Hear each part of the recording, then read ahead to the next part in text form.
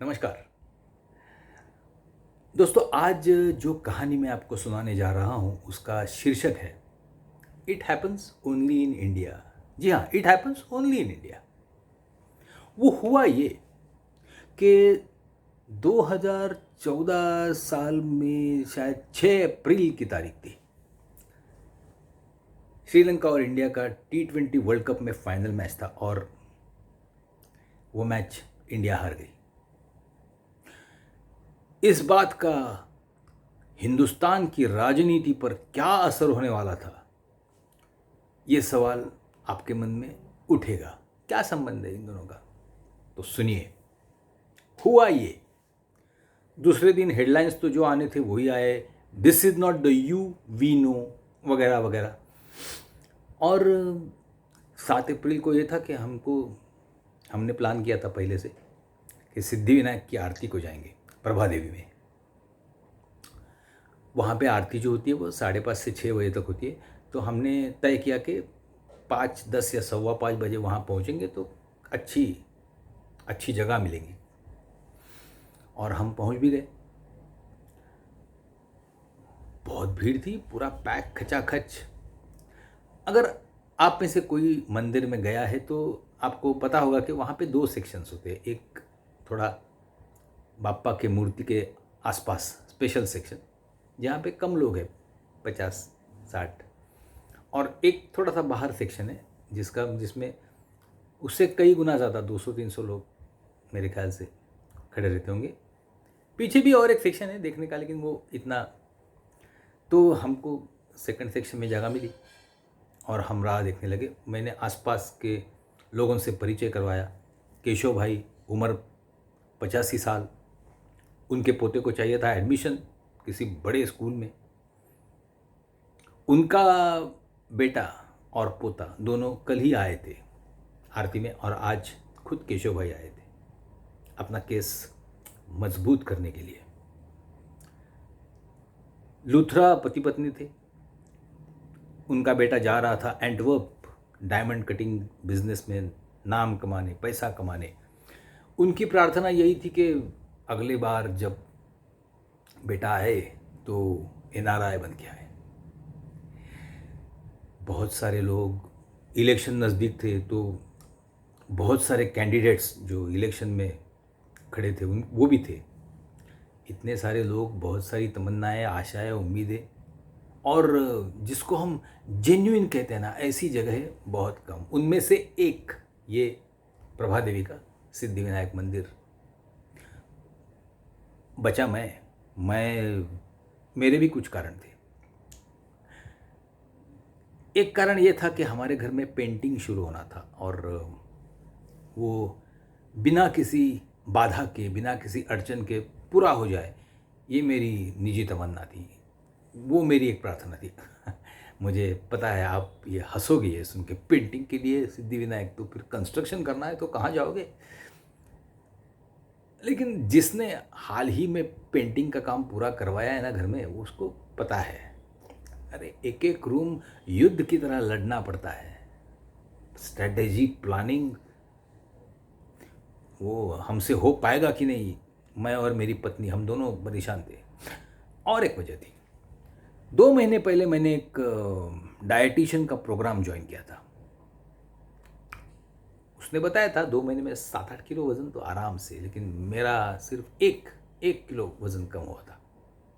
तो उसने अपने चित्पावन अंदाज में कहा था, आप है ना सिद्धिविनायक जाइए और उधर से प्रार्थना करके वापस आइए।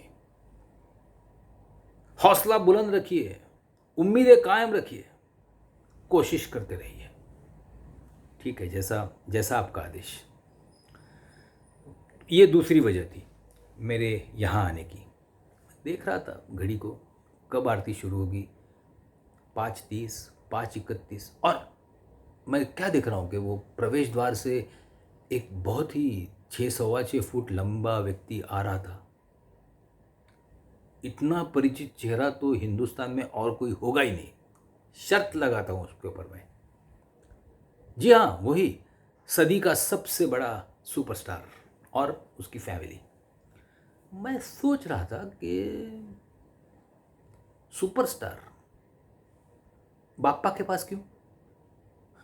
हाँ, भूत विषय के ऊपर उसकी कोई फिल्म आने वाली थी, रिलीज होने वाली थी। शायद थोड़ा सुनने में अटपटा लगता है, भूत के विषय पे फिल्म, आशीर्वाद बाप्पा से। वैसे मेरा भी वैसे ही था, पेट कम करने के लिए आशीर्वाद मांगने आया हूँ मैं गणपति बाप्पा से, जो अपने पेट के लिए मशहूर है। भाई ऐसा है, हिंदुस्तान है, इंडिया है, होता है, लाइफ इज़ लाइक दैट। आरती शुरू हो गई। हम अपने आप को इतना इतना फ़क्र महसूस कर रहे थे, सदियों का सबसे बड़ा सुपरस्टार, उसके साथ हम आज आरती कर रहे हैं, बाप्पा की, हनुमान जी की और सारे भगवानों की। उस आरती के दरमियान एक दौर ऐसा आता है कि हनुमान जी की जब आरती शुरू होती है, अब वहाँ का नक्शा ऐसा है कि बाप्पा जी मान लीजिए यहाँ है, तो हनुमान जी का मंदिर उधर है, तो सब लोग मुंह घुमा करके हनुमान जी की आरती करते हैं, सतराणे उड्डाणे वही। और जैसे हनुमान जी की आरती शुरू हुई, सबने मुंह फेरा, मैंने देखा सुपरस्टार ने भी अपना मुंह फेरा है, तो बिल्कुल हमारी शक्ल एक दूसरे के सामने आ गई। अब मैं उलझन में पड़ गया ये कि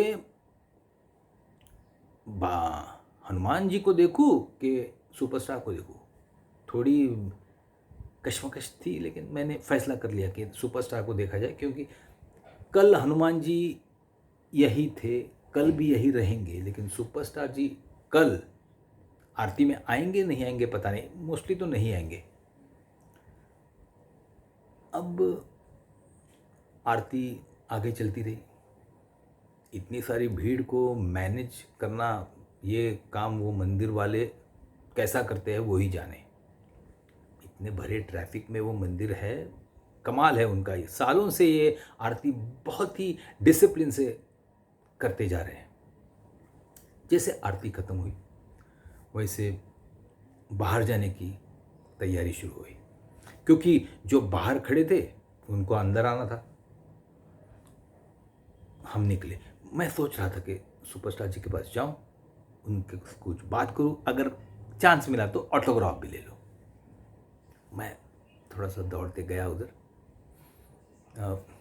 पत्नी को भी कहा आप भी चलो, देखो लेडी लक है। एक ग्रुप उनके पास बात कर रहा था, वो दोनों एनडीए का भी कैंडिडेट था, यूपीए का भी कैंडिडेट था, दोनों मिलके बात कर रहे थे, लेकिन सुपरस्टार जी का पॉलिटिक्स से कुछ संबंध नहीं था, तो उन्होंने दोनों को शुभेच्छाएं दी और वो आगे गए। अब तो मैं उससे पकड़ना ही चाहता था, मैं गया, उतने में दूसरा ग्रुप आया। ये ग्रुप शायद उनका परिचय था पहले से सुपरस्टार जी से, तो सुपरस्टार जी ने कहा कि कल का मैच तो भाई हिंदुस्तान जीतते जीतते हार गया। तो दूसरे ग्रुप से जवाब आया, सर बहुत अच्छा हुआ, बहुत अच्छा हुआ। नहीं, इंडिया हारा ये बात बुरी है, लेकिन दूसरी एक वजह है जिसके कारण मैं कह रहा हूँ अच्छा हुआ। क्या क्या वजह है? ऐसा है कि 1996 में जब श्रीलंका जीता था वनडे वर्ल्ड कप, उसके बाद में कुछ ही दिनों में अटल जी ने शपथ ली थी प्रधानमंत्री की। आज भी देखिए,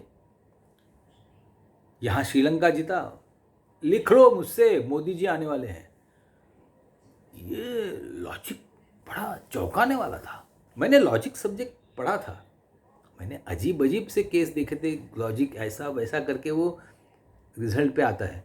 और ये तो श्रीलंका जीतने के बाद हिंदुस्तान की राजनीति पर इतना बड़ा उसका परिणाम होगा, ये मुझे वाकई अंदाज नहीं था।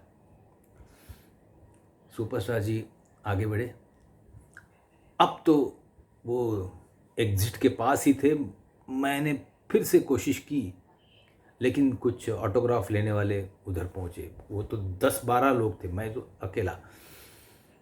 तो सुपरस्टार जी ने बड़ी नम्रता से कहा कि देखो, ऑटोग्राफ लेना है तो उनका ले लो, मैं भी तो उनका ऑटोग्राफ लेने को ही यहाँ आया था, मेरे ऑटोग्राफ से क्या होगा, कुछ भी नहीं। और ये कहकर वो अपने स्टाइल में, अपने अंदाज में चले गए। यहाँ पे मंदिर में 2 सेक्शन थे, एक नज़दीक वाले जहाँ से आप गणपति बाप्पा इतना कहो तो भी आवाज़ पहुंच जाती है आपकी। और दूसरा सेक्शन थोड़ा दूर वाले जो गणपति बाप्पा इतना कहना पड़ता था। दो सेक्शन थे तो ठीक था। यहाँ मंदिर के बाहर तो सैकड़ों सेक्शन, कोई बस स्टॉप की तरफ जा रहा है, कोई ट्रेन की तरफ जा रहा है दादर स्टेशन पे, सुपरस्टार जी अपने BMW में बैठे अपने घर चले गए। मैंने अपनी ए स्टार कहाँ है देखी, हाँ वो मौजूद थी वहाँ पे, पार्किंग मिल गई थी। मैं उधर चला, रास्ते पे भीड़ तो बहुत थी, बहुत लोग मंदिर के अंदर आना चाहते थे। मैंने कार ड्राइव करना शुरू किया और मैं सोचने लगा ये ऐसा और कहाँ हो सकता है दुनिया में। गणपति बाप्पा, हनुमान जी और इस सदी का सबसे बड़ा सुपरस्टार, तीनों एक साथ, एक ही वक्त, एक ही जगह, कहीं हो सकता है? नहीं। आप सहमत है ना मुझसे? इसलिए मैंने कहा था it happens only in India. मुझे वो गीत भी याद आया, जहाँ पाँव में पायल हाथ में कंगन, जहाँ पाँव में पायल हाथ में कंगन, हो माथे पे बिंदिया, it happens only in India. मैंने उसमें कुछ पंक्तियाँ जोड़ दी। श्रीलंका जीता, श्रीलंका जीता, गवर्नमेंट बदला, मोदी सरकार आया, it happens only in India. आप सहमत हैं ना मुझसे कि मोदी सरकार अपने कार्यों पर, अपनी नेकी पर, अपनी मेहनत के बलबूते पर नहीं आई, वो आई इसलिए क्योंकि श्रीलंका जीती थी। आप सहमत है नहीं है मुझे पता नहीं, लेकिन ये लॉजिक बड़ा ज़बरदस्त था।